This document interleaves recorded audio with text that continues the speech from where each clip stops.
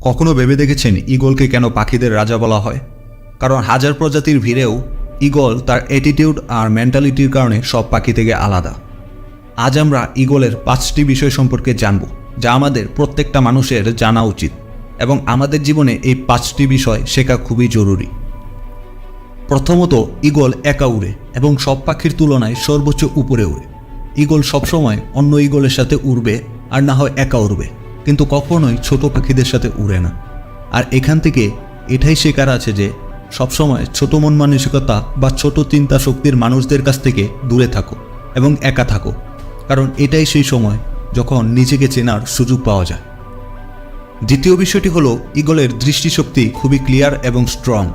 Eagle তার শিকারকে 5 kilometre দূর থেকে লক্ষ্য করে ফেলতে পারে, আর একবার সে লক্ষ্য করলে রাস্তায় যতই বাধা আসুক না কেন ঈগল তার লক্ষ্য হাসিল না করে দম ছাড়ে না। আর এখান থেকে এটাই শেখার আছে যে নিজের লক্ষ্যকে ক্লিয়ার রাখো, আর সেটা পূরণ করার জন্য যতই প্রবলেম আসুক হাল ছেড়ো না, ঠিক ঈগলের মতো।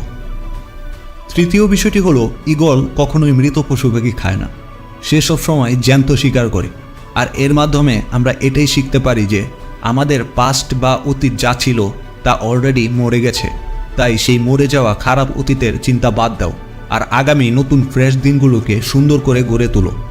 অতীতের যেই পুরনো স্মৃতিগুলো তোমাকে আঘাত দেয় সেগুলোকে সেখানেই থাকতে দাও যেখানে ওগুলোর জায়গা, এবং কখনোই বর্তমানের সাথে সেগুলোকে জায়গা দিও না।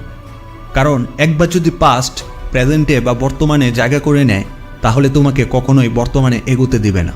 তাই তোমার সাথে পাস্টে যত খারাপ কিছুই হয়ে থাকুক সেসব স্মৃতি মারা গেছে, সেই বাজ পাখির মতো হও যে মরে যাওয়া কিছুই খায় না।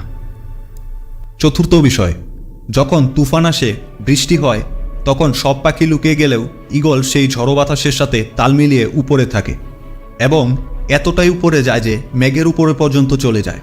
আর এখান থেকে এটাই শিখতে পারা যায় যে মুশকিল সময়ে পিছিয়ে না গিয়ে সমস্যাগুলোকে উপভোগ করতে শেখো।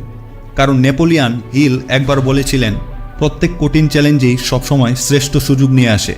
তাই তুমিও ওই ঈগলের মতো কঠিন চ্যালেঞ্জে মোকাবেলা করে যাও, কারণ যখন শ্রেষ্ঠ সুযোগ আসবে তখন সব সমস্যা তোমার নিচে থাকবে, তোমাকে ছুঁতে পারবে না, কারণ তুমি থাকবে সব কিছুর উপরে। 5 নম্বর বিষয়টি হলো ঈগল তার বাসা থেকে নরম ঘাস বা খড়কুটোগুলো ফেলে দেয়, যেন তাদের বাচ্চা সেই বাসায় কমফোর্টেবল না হতে পারে। কারণ যদি একবার কমফোর্টেবল হয়ে যায় তাহলে সে ওখানেই থাকতে পছন্দ করবে, কিন্তু ঈগল তা কখনোই করতে দেয় না। একটা পাখি হয়েও ঈগল এটা বুঝে যে কমফোর্ট জোনে থেকে নিজেকে কখনোই বৃদ্ধি করা সম্ভব না, কিন্তু আমরা মানুষ হয়েও অনেকেই তা বুঝি না। আমরা নিজেদেরকে যত বেশি কমফোর্ট জোনে রাখবো আমাদের ভবিষ্যৎ ততটাই আনকমফোর্টেবল হতে থাকবে।